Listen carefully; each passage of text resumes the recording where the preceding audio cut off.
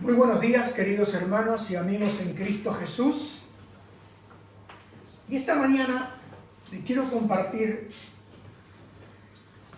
unas escrituras, la cual el día martes comencé a preparar y he seguido indagando durante prácticamente todos los días de la semana para llegar a compartirle lo que el Señor puso en mi corazón para compartir esta mañana. Y le he puesto al mensaje el nombre cuando lo santo deja de ser santo. Cuando lo santo deja de ser santo. Y para eso vamos a ir a la palabra de Dios. Rapidito. Y vamos a ir al libro de Malaquías, capítulo 1, y vamos a ver del verso 1 al 5 en la Reina Valera, y dice así la palabra del Señor. Profecía de la palabra de Jehová contra Israel por medio de Malaquías. Y dice así el verso 2. Yo os he amado, dice Jehová, y dijisteis, ¿en qué nos amaste? ¿No eres Esaú hermano de Jacob? Dice Jehová, y amé a Jacob, y a Esaú aborrecí, y convertí sus montes en desolación, y abandoné su heredad para los chacales del desierto. Cuando Edom dijere, nos hemos empobrecido, pero volveremos a edificar lo arruinado, así ha dicho Jehová de los ejércitos, ellos edificarán y yo destruiré, y le llamarán territorio de impiedad y pueblo contra el cual Jehová está indignado para siempre. Y vuestros ojos lo verán y diréis, sea Jehová engrandecido más allá de los límites de Israel. Hasta aquí la palabra del Señor. Acá vemos que el amor del Señor no cambia. No cambia. Aunque el corazón del hombre sí cambia. Y aquí tenemos una de las preguntas, se puede decir, más triste de toda la Biblia.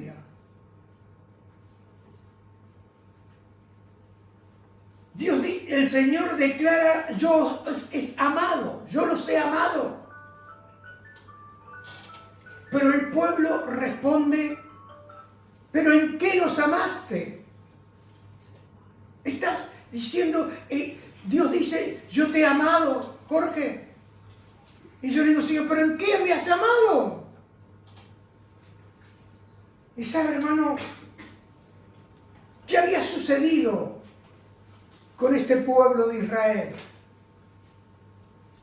Sucedió que ellos habían permitido que las dificultades, que la rutina, que la frustración les hiciera olvidar todo lo que el Señor había hecho por ellos. ¿Sabe, hermano? Muchas veces sucede como hoy con la iglesia del Señor. Cuando la respuesta no llega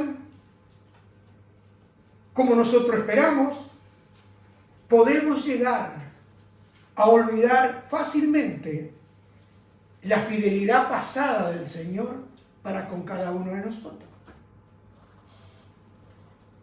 Porque nosotros no debemos medir el amor del Señor por las circunstancias, sino por el carácter de Dios y por las promesas del Señor. Porque en Romanos dice que Dios muestra su amor para con nosotros en que siendo aún pecadores, Jesucristo murió por nosotros. Esa es la muestra mayor del amor de Dios para con cada uno de nosotros. ¿Por qué? Porque Jesús nos amó antes de que nosotros llegásemos a reconocerlo. Y Él nos amó cuando nosotros estábamos en delitos y en pecado. Ese es el amor de Dios manifestado con cada uno de nosotros. Y el verso 2 del capítulo de Malaquía dice: yo os he amado, dice Jehová. Y dijiste: ¿en qué nos amaste? ¿No eres Esaú hermano de Jacob, dice Jehová? Y yo amé a Jacob. Y a Esaú aborrecí y convertí sus montes en desolación y abandoné su heredad para los chacales del desierto. Dios escogió, hermanos y amigos, a la descendencia de Jacob para que por medio de ella, por medio de esa descendencia viniera el Mesías prometido. Acá vemos que no es que Dios odiara emocionalmente a Esaú. No, era una elección soberana del Señor para un plan soberano que Él tenía para manifestar esa gracia y esa misericordia. Y no es que Dios haya sido injusto con Esaú, sino que Dios nos muestra aquí a través de estas escrituras que la gracia que hemos recibido cada uno de nosotros es inmerecida. No hubo nada que tú hayas hecho para que Él te amara. No hay nada que hayas hecho tú para que Él te eligiera. Jacob no había hecho nada para que Dios lo eligiera. Al contrario, era como todos nosotros. Mentiroso, embustero, tramposo. ¿Pero qué hizo Dios? Lo eligió. Y lo dice el libro de Romanos, capítulo 9, 15 al 16. Dice, pues a Moisés dice: tendré misericordia del que yo tenga misericordia, y me compadeceré del que yo me compadezca. Así que no depende del que quiere, ni del que corre, sino de Dios que tiene misericordia. Aquí está la elección de Dios. No es que yo le haga un favor al Señor, es que Él me ha hecho el favor a mí. Y yo no puedo olvidarme el favor recibido de parte de mi Dios. Porque acá comienza, hermano, la primera pregunta de este libro de Malaquía, que revela el centro del problema que tenía el pueblo. En Malaquía 1:6, el Señor dice así en su palabra, dice: el Hijo honra al Padre y el siervo a su Señor. Sí, pues yo soy Padre, ¿dónde está mi honra? Y si soy Señor, ¿dónde está mi temor? Dice Jehová de los ejércitos: a vosotros, oh sacerdotes, escuche, oh sacerdotes, que menospreciáis mi nombre, y decís: ¿en qué hemos menospreciado tu nombre? Y hermano y amigo, aquí tenemos dos palabras fundamentales. Primera palabra es honra. Significa dar al Señor el lugar que merece en nuestras vidas. Y temor no significa miedo. Temor significa reverencia, obediencia y reconocimiento de la santidad del Señor. Eso significa honra y temor. Y sabe, hermano, el Señor acá no le pregunta a ellos si seguían haciendo sacrificios. Les preguntó dónde estaba la honra debida a su nombre. ¿Dónde estaba su temor? Porque el problema, hermano y amigo, no era la ausencia de religión. Se lo vuelvo a repetir. El problema no era la ausencia de religión, sino la ausencia de una relación reverente con Él. Eso es lo que el Señor le está diciendo a estos sacerdotes. Hermano, Tú dices, bueno, es para ellos los sacerdotes. Pero hermano, ¿qué dice la Escritura para nosotros como iglesia de Cristo? Pero ustedes, dice Pedro, ustedes son linaje escogido, real sacerdocio santo, nación santa, pueblo adquirido por Dios para anunciar las virtudes de aquel que los llamó de las tinieblas a su luz admirable y gloriosa. Nosotros también hemos sido puestos en un reino de sacerdote y gente santa. Porque no podemos quedar criticando al pueblo de Israel, criticando a los sacerdotes, pero acá vemos que el Señor los confrontó con una pregunta. Y sabe, hermano, ellos tenían una adoración sin reverencia. Y los sacerdotes respondieron, ¿en qué te hemos menospreciado tu nombre? Como que si Dios estaba equivocado, como que la acusación del Señor era equivocada.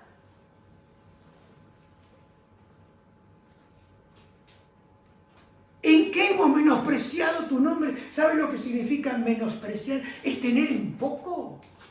Es no darle valor al nombre del Señor. Es no contar con Él. Porque, hermano y amigo, la ceguera espiritual había llegado a tal punto que ya no reconocían su pecado. Ya no lo reconocían. Y sucedía exactamente como había dicho Isaías. Hay de aquellos que lo malo dicen bueno y a lo bueno dicen malo, que hacen de la luz tiniebla y de las tinieblas luz y que ponen lo amargo por dulce y a lo dulce por amargo. Hermanos, cuando se pierde el temor de Dios, también perdemos el discernimiento espiritual. Y la Escritura dice, si un ciego guía a otro ciego, ambos caerán en el hoyo. Lo dijo el Señor Jesús. Hermano, lo que antes era pecado, comienza a verse como algo que es normal. Y lo que Dios llama santo, empieza a parecer exagerado o anticuado. Y hermano, hoy tenemos muchos ejemplos en la Biblia. En el tiempo de Noé, la corrupción era tan grande que la violencia y el pecado se habían vuelto normal. ¿No le hace recordar al tiempo que vivimos? ¿Usted cree que las cosas cambiaron? No, las cosas siguen estando ahí. Y sabe, hermano, esto se llama la normalización del pecado, la normalización de la corrupción. Porque cuando el hombre deja de reconocer la autoridad de Dios, termina estableciendo su propia moral. Comienza a decir, lo que yo hago está bien, lo que yo hago tengo razón, y comienzo a luchar con mis ideas, y estoy inamovible. Yo mismo me convierto en un Dios, donde decido hacer todo lo que hago sin consultar al Señor. Lo he hecho tras mis espaldas. Menosprecio su nombre. Y sabe, hermano, en el tiempo de Malaquías, el altar seguía encendido, pero el corazón estaba apagado. Se lo vuelvo a repetir. En el tiempo de Malaquías, el altar seguía encendido, pero el corazón estaba apagado. Y vemos acá que el Señor le sigue diciendo, en el verso 7 y 8 de Malaquías capítulo 1, y le dice, en que ofrecéis sobre mi altar pan inmundo. Y dijiste, ¿en qué te hemos deshonrado? En que pensáis que la mesa de Jehová es despreciable. Y cuando ofrecéis el animal ciego para el sacrificio, ¿no es malo? Y asimismo, cuando ofreces el cojo o el enfermo, ¿no es malo? Preséntalo pues a tu príncipe. ¿Acaso se agradará de ti? ¿O le será acepto? Dice Jehová de los ejércitos. Porque, hermano, la ley exigía que el animal tenía que ser sin defecto. ¿Por qué? Porque representaba la santidad de Dios. Y también apuntaba al sacrificio perfecto de Jesucristo, el Cordero de Dios que quita el pecado del mundo. Sin defecto. Y hermano y amigo, ellos presentaban lo cojo, ellos presentaban lo enfermo, y el Señor le dice, ¿no es malo? Le hace la pregunta al pueblo. Pero sabe, hermano, el pueblo entregaba lo que no le servía. No era un problema económico, era un problema del corazón. Porque a veces tú y yo echamos la culpa a la economía. No, la economía no tiene ninguna culpa. Es un problema de mi corazón. Le daban a Dios lo que ellos no querían para ellos. Hermano, yo recuerdo cuando comencé en el Evangelio de Cristo y el Señor puso una carga por los hogares de niños. Y comencé enviando lo que el Señor había puesto en mi vida, en mi corazón. Tenía el supermercado y enviaba todos los meses una camioneta repleta de mercadería para el hogar de niños. Durante años, con mi esposa no podíamos ir, porque los niños llamaban el tío Donda, porque ellos tenían en habitaciones, una familia cuidaba 5 o 6 pibes y les llamaban el tío. Y a mí me llamaban el tío Donda. Y cuando venía la camioneta, todos los meses, yo le preparaba lo que debía enviar. Y usted sabe que en un supermercado siempre se rompen paquetes de harina, siempre hay, según qué aceite, usted puede ver, según la calidad del aceite. Pero ¿sabe lo que el Señor puso en mi corazón? Y hasta este día lo he guardado en mi corazón. Es que si la ofrenda era para Él, tenía que ser lo mejor. Yo me podía llevar el paquete roto a casa, pero yo no le podía dar al Señor el paquete roto. Y lo hicimos durante años. Le dábamos lo mejor. Y cuando leí esta escritura, me recordó el Señor. No fui amonestado con esta palabra, sino que fui aprobado. Yo ni sabía que estaba en la Biblia esta escritura. No sabía. Y sabe, hermano, cuando uno le da al Señor, tiene que dar lo mejor. ¿Por qué le vamos a dar lo que sobra? Yo recuerdo, hermano, cuando yo llegué a la iglesia evangélica, la iglesia era pobre. Yo recuerdo que cuando llegué a la iglesia, yo escondía mi coche detrás, en la calle de costado, para que no supieran que Jorge Donda tenía dinero. Y sabe, hermano, cuando la iglesia evangélica era una iglesia pobre, los pastores no tenían vehículos, muy pocos tenían. ¿Y qué pasó? Hoy los pastores están ricos.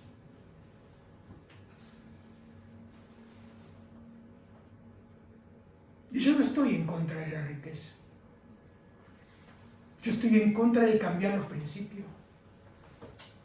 Porque, hermano, estamos en un tiempo donde los días son malos. ¿Y sabes qué pasaba? El Señor le dice, ¿por qué no vas y se lo das a tu gobernante?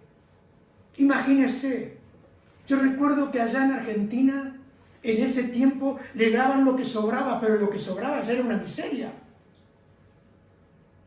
Si el colchón lo cambiábamos, le daban el colchón que ya no servía para nada. No le daban lo mejor. Era como decir, en vez de dárselo al basurero, se lo doy a algún hermano. Y bueno, está bien que se lo dé a tu hermano, pero no lo llames ofrenda al Señor. No digas que se lo das a Él. ¿Cómo le vas a dar el colchón viejo como ofrenda al Señor? Lo que estás haciendo es ocupar tu espacio. Pero no me vengas y no me digas, y vamos a ser sinceros con nosotros mismos. Si tú le vas a ofrendar al Señor, le tendrás que ofrecer lo mejor. Y esto tiene que ver de tu tiempo, de lo que Él te da. Porque sabe, hermano y amigo, no le podemos, lo que nos enseña esta Escritura, es que no podemos darle al Señor el tiempo que nos sobra. No le podemos dar una adoración sin entrega. Sin una entrega verdadera, sin un compromiso verdadero con Él. No podemos obedecer parcialmente, elegir lo que queremos y lo que no queremos obedecer. No podemos adorar con un corazón dividido. No se puede. Yo le digo, hermano, durante muchos años, 14 años aproximadamente, yo fui a la iglesia hasta que Dios me envió acá a España. Y nunca fui a un culto y salí vacío. Porque siempre fui por Él. Y cuando vine acá, vine por Él. Y estoy aquí por causa de Él. En obediencia. Hubiese podido volverme muchas veces. Pero yo vine con el boleto de ida, no con el boleto de vuelta. Y si Él mañana me dice que vuelva, vuelvo. Porque estoy bajo obediencia. Y cuando tú vives bajo obediencia, también viene la bendición. No persigas la bendición, persigue la obediencia. Porque Abraham fue bendecido porque obedeció. Y hermano, no podemos llevar una vida de apariencia religiosa. Porque esto es lo que dice Mateo, lo dejó escrito en el Evangelio de Mateo. Este pueblo de labios me honra, mas su corazón está lejos de mí, lo declaró el Señor. Porque sabe, hermano, lo que había sucedido con ese pueblo. Que la religión se había vuelto una carga. Yo hoy veo que mucha gente tiene una carga. Pero una carga por los perdidos, una carga para ir a la iglesia. Y mire lo que dice Malaquías, capítulo 1, 13 al 14. Habéis dicho además, ¡oh, qué fastidio es esto! Y me despreciáis, dice Jehová de los ejércitos. Y trajiste lo hurtado, o cojo, o enfermo, y presentaste ofrenda. ¿Aceptaré yo eso de vuestras manos? Dice Jehová. Hermano y amigo, lo que debía ser un privilegio se convirtió en una obligación. Porque cuando se pierde, escúcheme bien, cuando se pierde el amor por el Señor, todo servicio comienza a pesar. Todo comienza a ser cansino. Porque cuando se pierde el temor, la adoración se vuelve una rutina. Por eso el Señor Jesús dijo, si me amáis, guardad mi mandamiento. Porque, hermano y amigo, la obediencia nace del amor, no nace de la costumbre. Por eso hace unos domingos atrás prediqué, no es como comenzamos, sino como terminamos. Porque yo he visto mucha gente que en un principio estaba muy muy entusiasmada, pero se acabó el entusiasmo. ¿Por qué? Porque se apagó el amor. Y cuando el amor se enfría o se vuelve tibio, ¿sabe, hermano? Obedecer te va a costar. Obedecer te va a costar.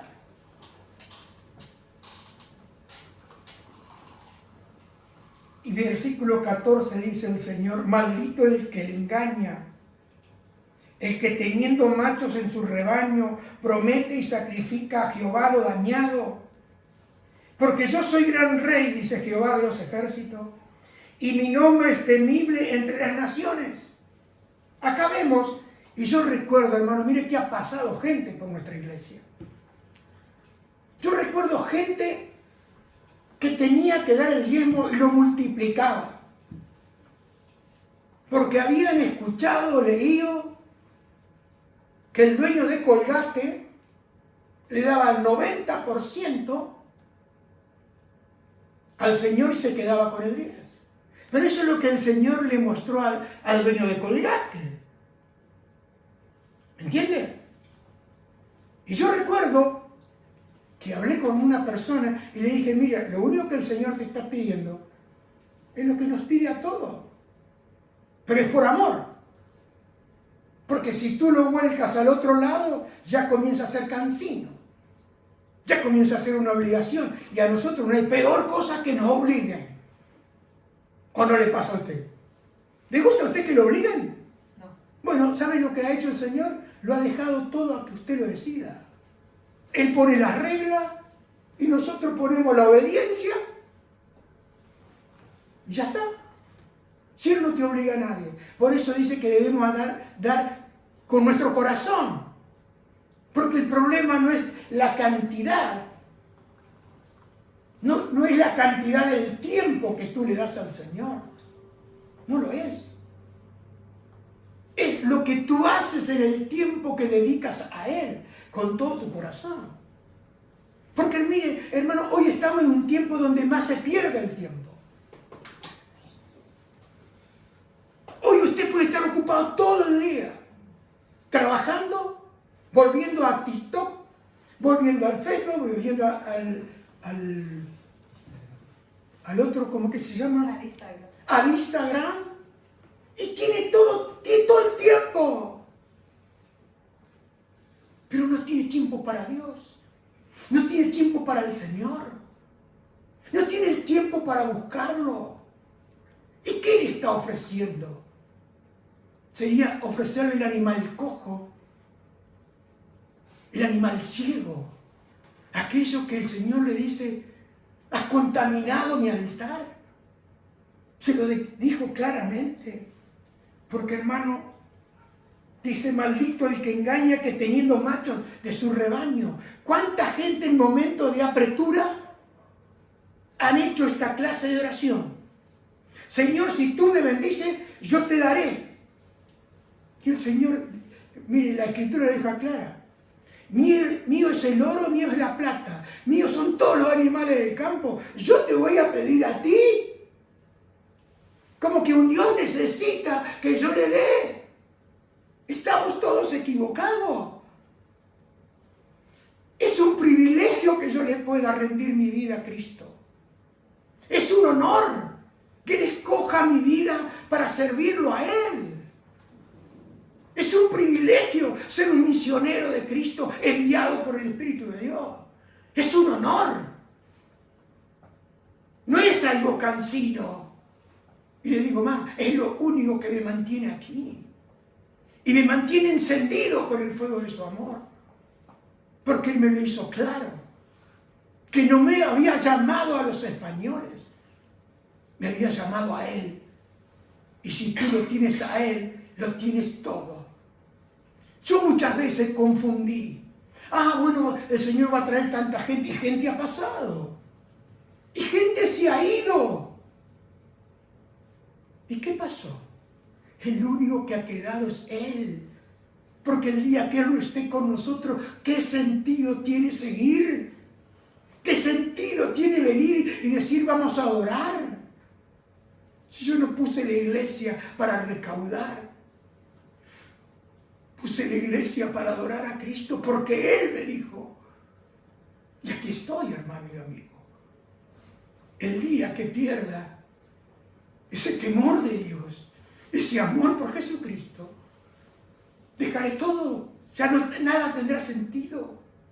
Pero hoy para mí es como el primer día. Sigue teniendo tanto sentido como cuando vine. Pero hermano y amigo, en este mismo pasaje de las Escrituras, aunque todo parecía contaminado, quiero decirle esta mañana que el Señor siempre tendrá un remanente fiel. Porque ahí en Malaquías capítulo 3, 16 al 17, dice así la palabra de Dios. Entonces los que temían a Jehová hablaron cada uno a su compañero. Y escuche.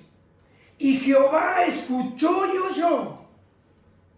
Y fue escrito libro de memoria delante de él para los que temen a Jehová y para los que piensan en su nombre.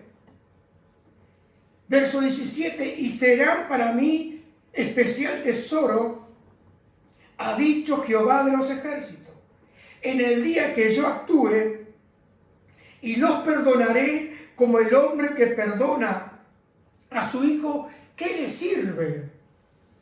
Acá vemos, hermanos, que esta promesa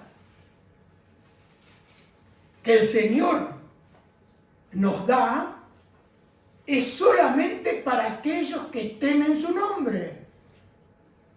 No es una promesa general. No, es una promesa para aquellos que le rinden pleitesía al Señor. Es una promesa para aquellos que le obedecen. Es una promesa para aquellos que buscan cada día su presencia. No dice de qué hablaban ellos, qué pensaban ellos, de qué estarían hablando entre ellos que el Señor escuchó y oyó. ¿Saben lo que yo pienso? ¿Quieren saber lo que yo pienso? Y creo que se estaban animando uno a otro, como muchas veces hago con mi esposa, diciendo, hermano, Dios sigue siendo fiel en medio de tanta infidelidad del pueblo.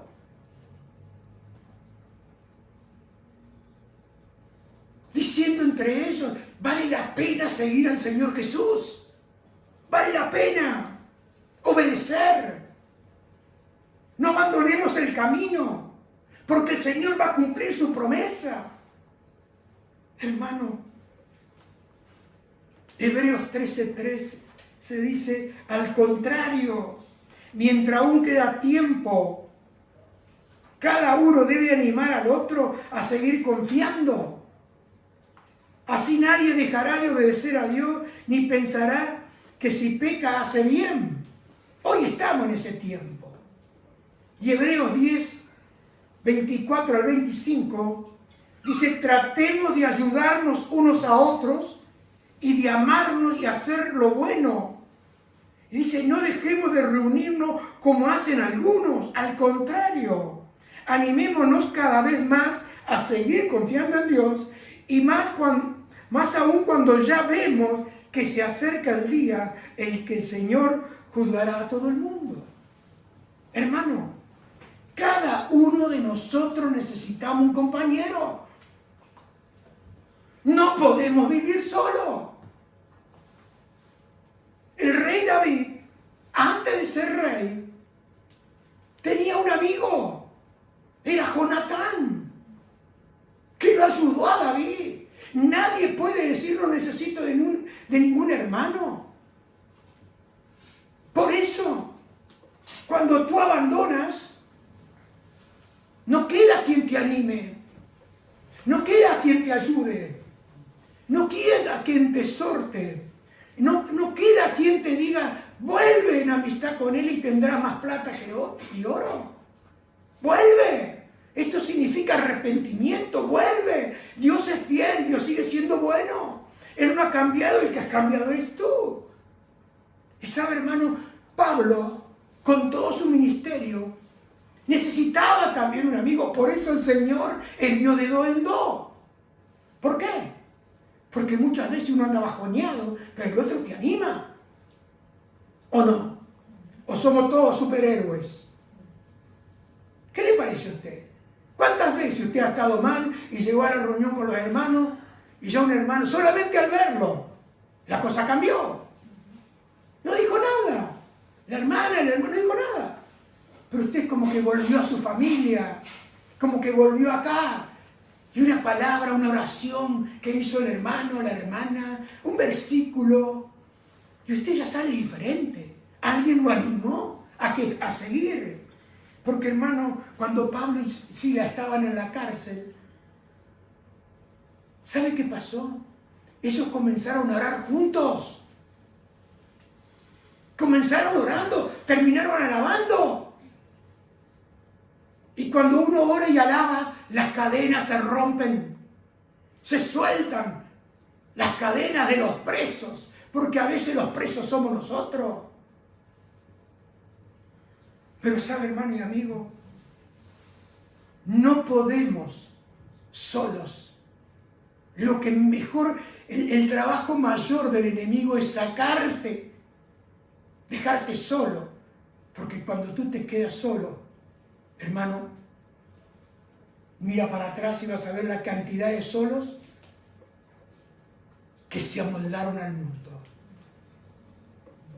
Piensan como el mundo, operan como el mundo y buscan las cosas del mundo.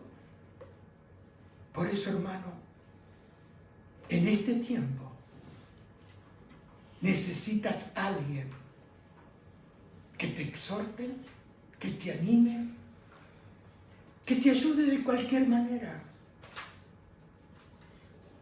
a ese lugar donde tú tenías paz, tenías gozo y esperanza. Porque, hermano, cada uno necesitamos la ayuda del hermano. Por eso el Señor hizo la iglesia. ¿Para qué? Mire, hoy está pasando en la mayoría de países que la iglesia es pequeñita en su casa. Pero sabe, desde el cielo se ve una luz. Se ve un fuego en ese lugar. Porque Él no evalúa el tamaño de tu iglesia. Él evalúa los corazones que están ahí adentro. Los corazones. Él escucha las oraciones, las alabanzas, las peticiones de ese lugar. Y ve si hay un altar encendido, si hay un fuego encendido. ¿Por qué? Porque el cielo mira diferente que lo que mira el hombre. Hoy la gente te evalúa por cuánta gente tienes. Hermano, la evaluación esa no es de Cristo. Porque Él dejó condicionado, dijo claramente, donde 2 o 3, nada más. Y puede haber 1000, pero hay 2 o 3, Él va a venir. Pero si hay 1000 y no hay 2 o 3, no va a venir. ¿Me entiende? Porque, hermano, dice acá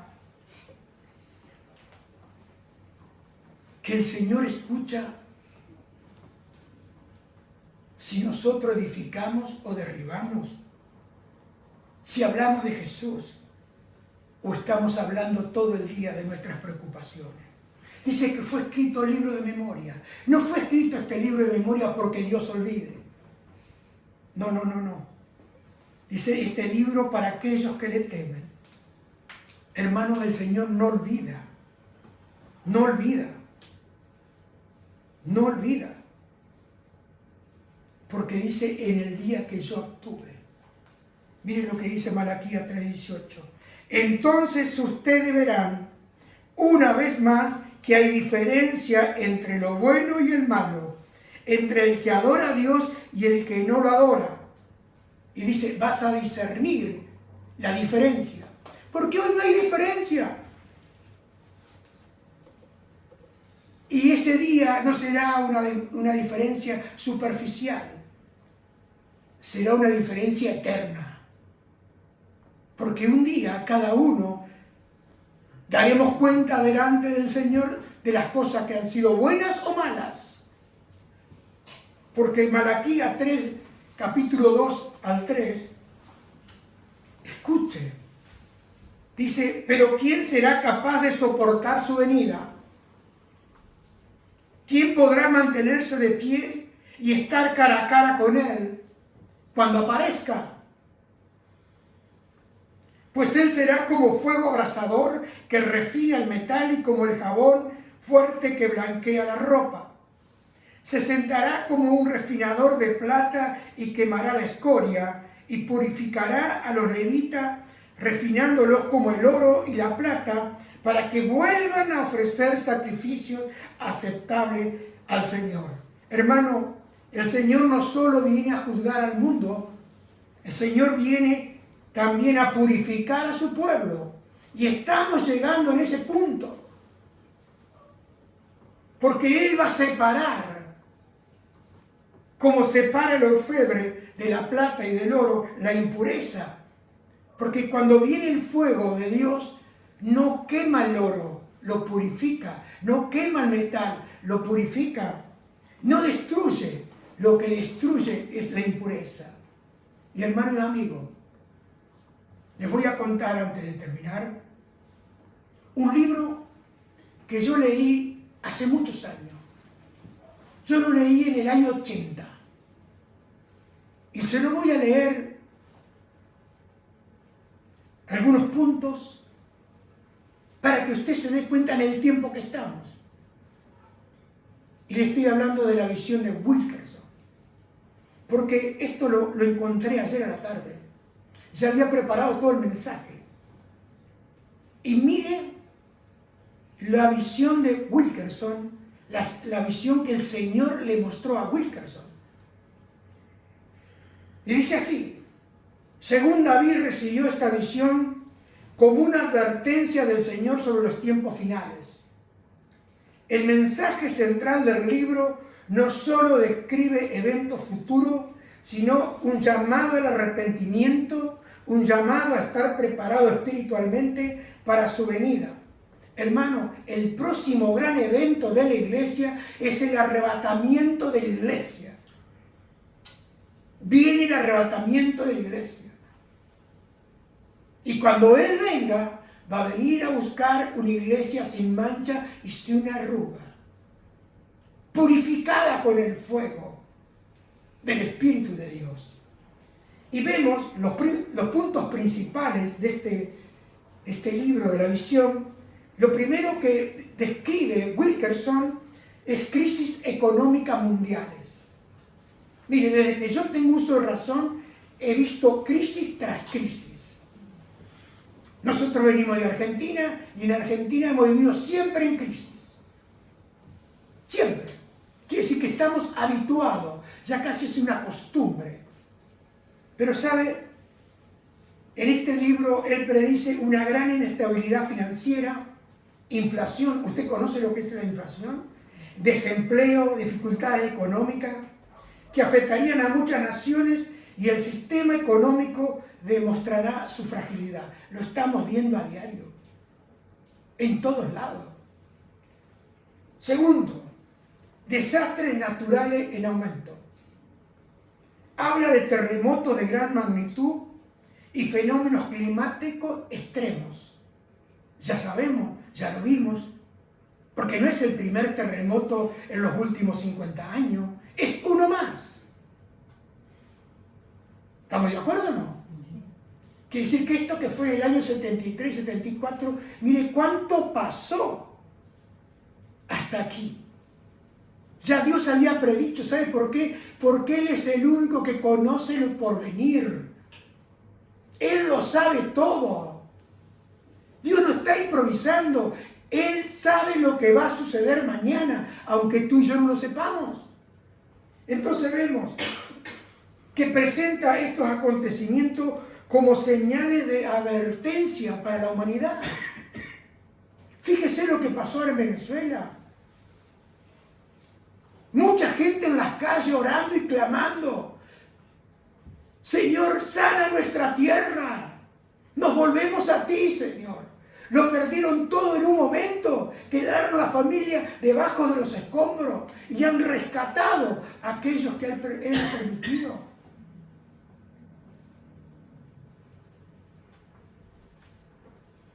Tercero, corrupción y decadencia moral.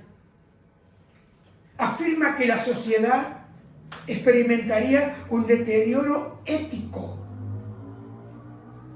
y señala el crecimiento de la inmoralidad sexual, la violencia, las drogas y el rechazo de los principios bíblicos.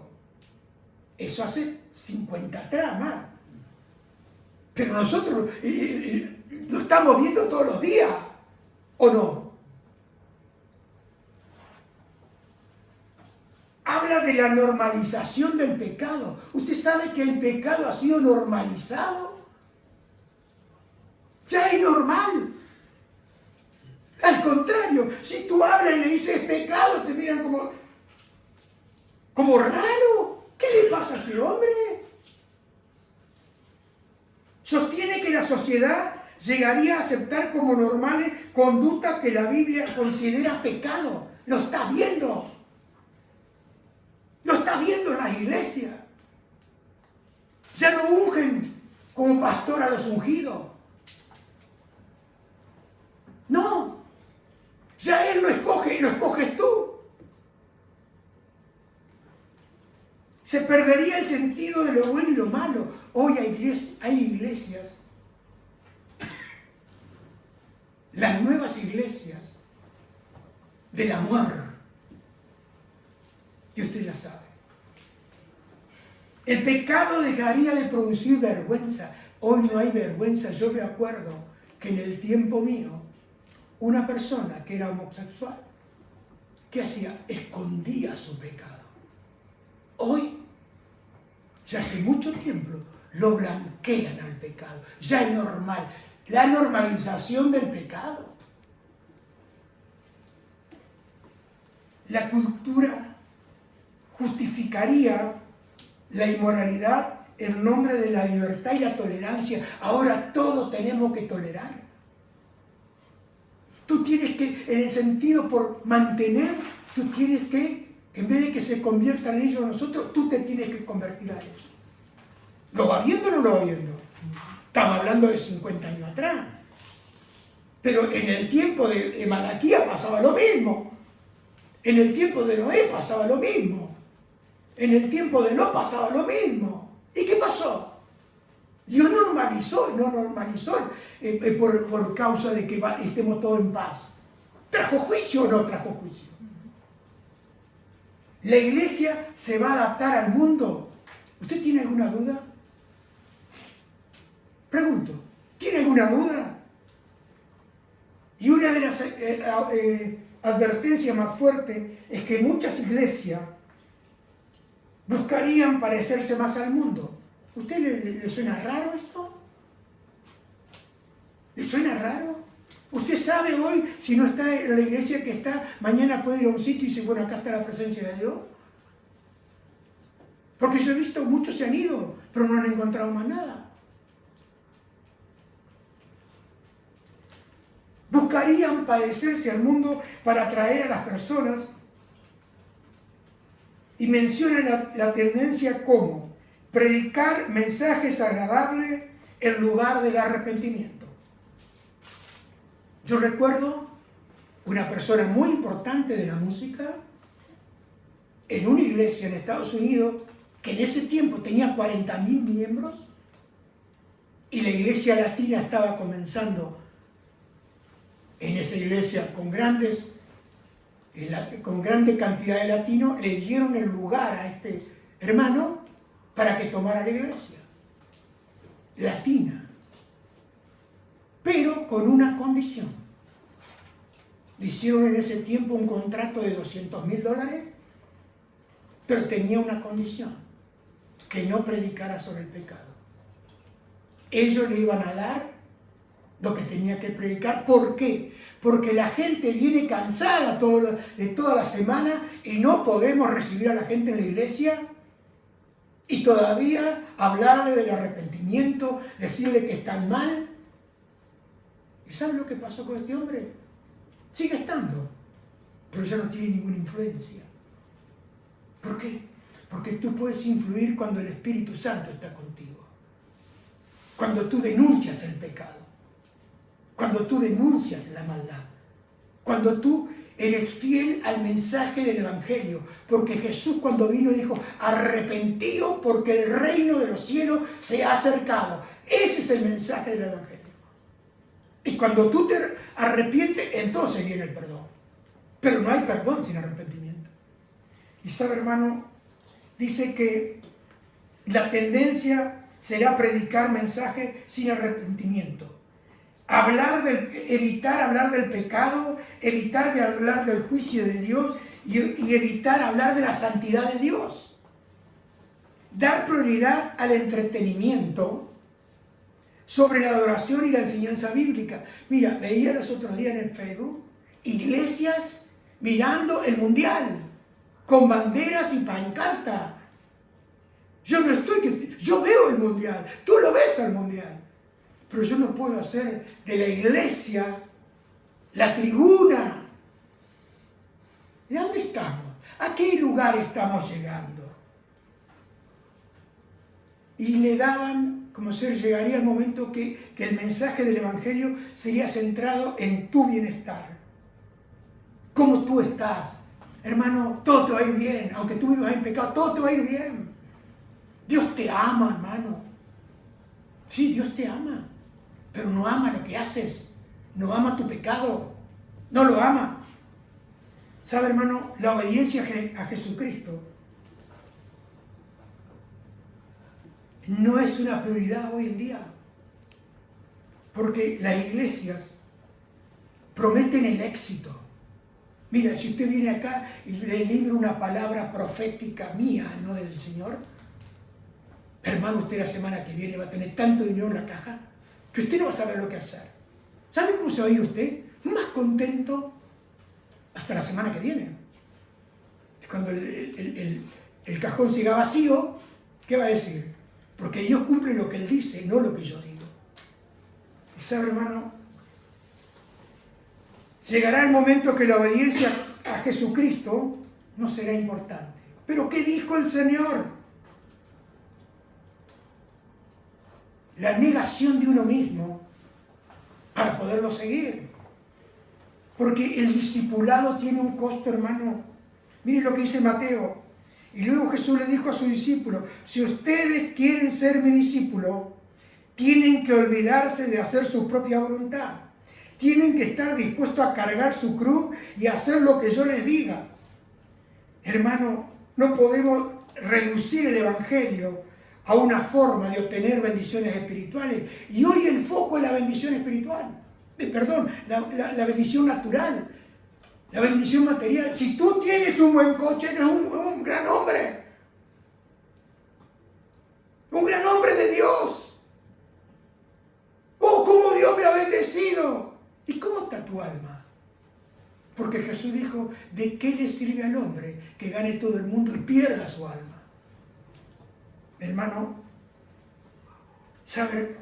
Vivimos en un tiempo donde no será importante vivir en santidad y habrá una gran decadencia entre los creyentes. ¿Por qué? Porque están buscando vivir igual como vive el mundo. Viven igual como aquellos que no conocen al Señor. Por eso hoy en día tú no te das cuenta quién es quién. ¿Por qué, hermano? Porque habrá una disminución del discernimiento espiritual. Y en este libro afirma que muchos aceptarán enseñanzas erróneas porque dejarán de examinar toda la luz de la Biblia. Los de Berea, cuando escucharon el Evangelio, fueron y comprobaron si esto era verdad. Hoy la gente le dice lo que dice TikTok. No van a la Biblia. Es el libro que más hay en las casas de los cristianos, pero el libro menos leído en su casa. Esto hará el surgimiento de doctrina mezclada con la verdad y las verdades populares. Dice que habrá un problema creciente entre los jóvenes. Describe una generación marcada por la desesperanza, la rebeldía y las adicciones a las drogas. Resalta la necesidad de la iglesia de alcanzar a los jóvenes con el Evangelio de Jesucristo.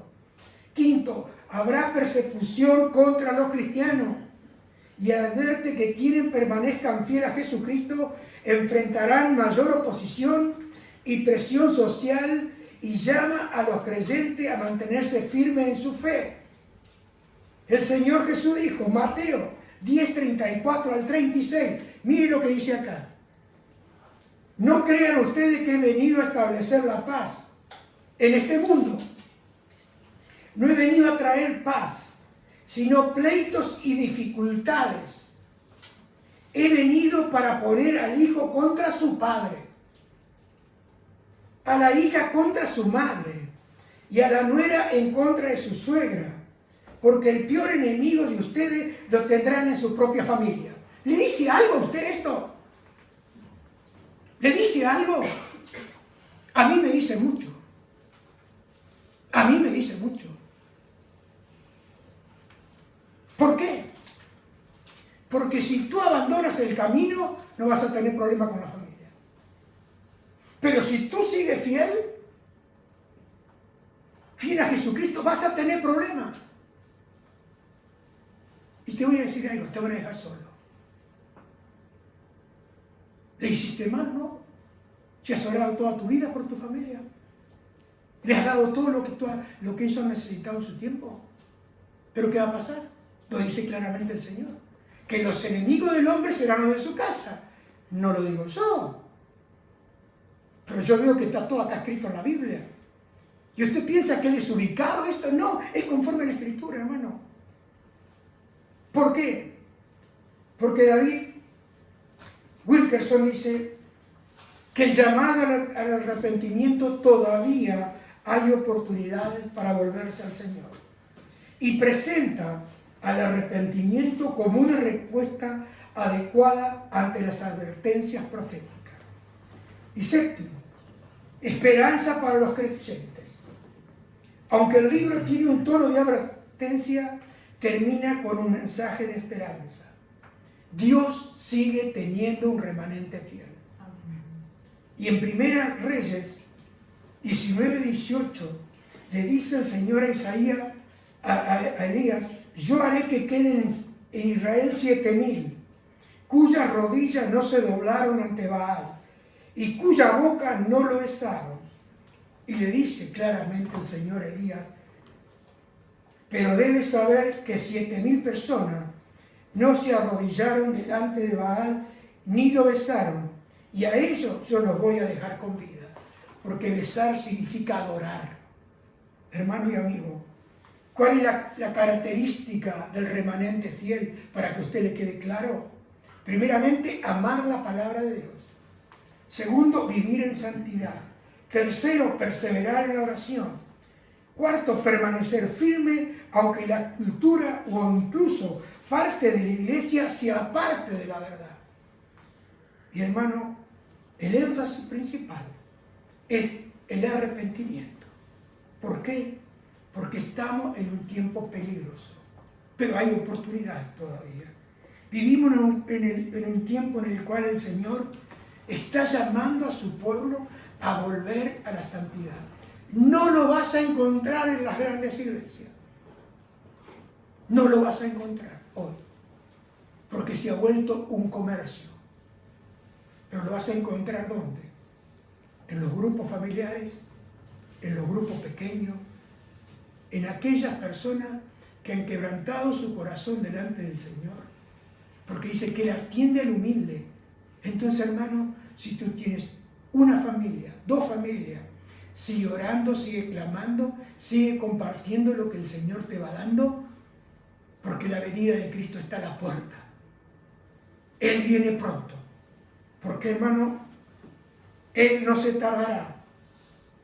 Él no se tardará. Pero Jesús dijo también, cuando venga el Hijo del Hombre, ¿hallará fe en la tierra? Y sabe, hermano, van a comenzar a caerse como castillo de naipes los grandes ministerios. aquellos que han vivido en una fachada, aquellos que han predicado solamente la prosperidad y dejaron de predicar la santidad, dejaron de predicar el pecado y dejaron de predicar y llamar al arrepentimiento. Porque, hermano y amigo, solo te va a sostener aquello que dijo Elías. Ahí en el capítulo 17 de Elías, entonces dice que Elías vino delante del rey Acab, figura del rey de pecado. Vino y le dijo: vive Jehová Dios de Israel, en cuya presencia estoy hoy. No dijo en cuya presencia yo estuve. No, porque lo único que te va a guardar es la comunión con el Padre, con el Hijo y con el Espíritu Santo y su presencia. No te preocupes si tienes mucho o tienes poco. Busca su presencia. Porque cuando venga, no te va a ayudar nadie, solamente Él. Y conforme caminaste, Él te sostendrá. Y di como dijo Moisés: Señor, si tú no vienes conmigo, no me saques de aquí. Dios le había prometido a Moisés: yo envío mi ángel y él los llevará. No, yo no quiero el ángel. Yo quiero a Jesús. Yo no quiero a Él. ¿Por qué? Porque yo sin Cristo no puedo vivir. Sin Jesús para mí no tiene sentido. Y si su presencia no está conmigo, ¿de qué me sirve predicar? ¿De qué me sirve caminar? No me sirve de nada. Y como dijo David: una cosa yo he pedido y esta buscaré, que esté yo. No dice la iglesia, no dice el pueblo, no dice el hermano, que esté yo todos los días en tu casa para contemplar tu hermosura y tu santidad, en el nombre de Jesús. Hermano, solo te va a guardar la presencia del Señor. No te va a servir tu dinero, no se va a servir tu influencia, no te va a servir como Giezi, que tenía Eliseo. Y por una moneda quedó leproso. Solo Él, solo Jesús, solo su presencia.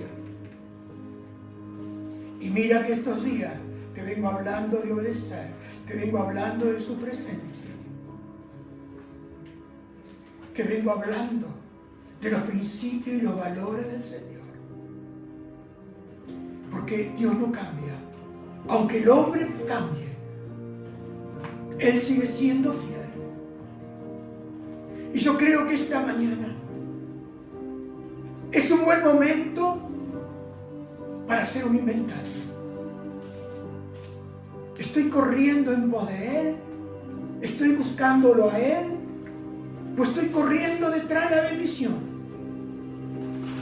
Yo lo quiero a Él. ¿Por qué? Porque amarlo solo a Él alienta mi corazón para seguir adelante. Padre, te doy gracias esta mañana por tu palabra, porque los acontecimientos han estado a las puertas. Hemos visto lo que pasa y aún no conocemos lo que vendrá. Pero hemos visto la degradación, Señor. Y Señor, esta mañana, por tu gracia que no merecemos, te rogamos que nos ayudes, que abra los ojos de nuestro entendimiento y que nos des oídos para oírte. Señor, ayúdanos. Si nos hemos desviado, vuélvenos, Señor. Como dice esta canción, vuelve tu gloria y muéstrame para que vivo. Vuelve tu gloria, Señor. Vuelve, Santo Espíritu, a inquietar mi corazón. Vuelve, Santo Espíritu, y dame ojos para ver y oídos para escucharte. Te lo ruego en el nombre de Jesús, mi Salvador y Señor, a quien sirvo y a quien amo con mi corazón. Aleluya.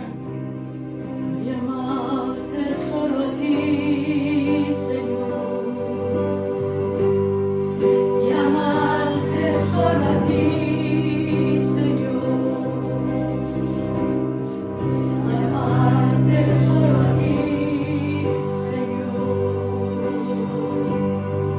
Y no mirar atrás. Aleluya. Seguir tu caminar, Señor. Seguir sin desmayar, Señor. Postrarme ante tu altar, Señor. Y no mirar atrás.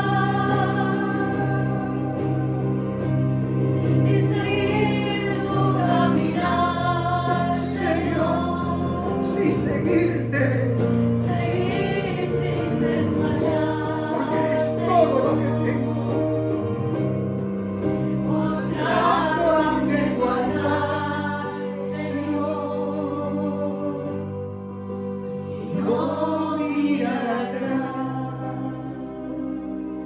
Sí, Señor, amarte solo a ti.